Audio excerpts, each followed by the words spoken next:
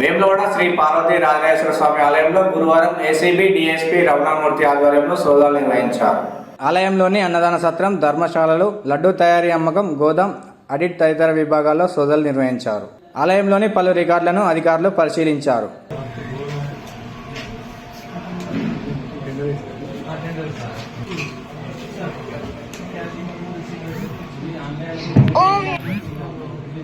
ఓం నమః శివాయ.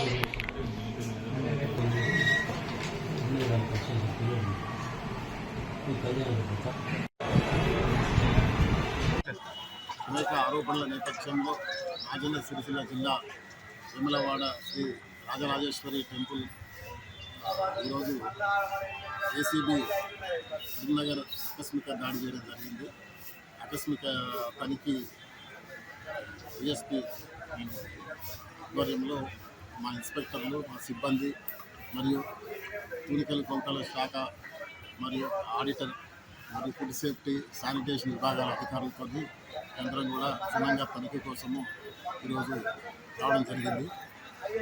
అన్ని విభాగాల్లోనూ రికార్డును తనిఖీ చేసి మేము మన అవకతవకల వాటి విషయంలో ప్రభుత్వానికి ఒక నివేదికను పంపిస్తాము. ప్రస్తుతం తనిఖీలు కొనసాగుతాయి.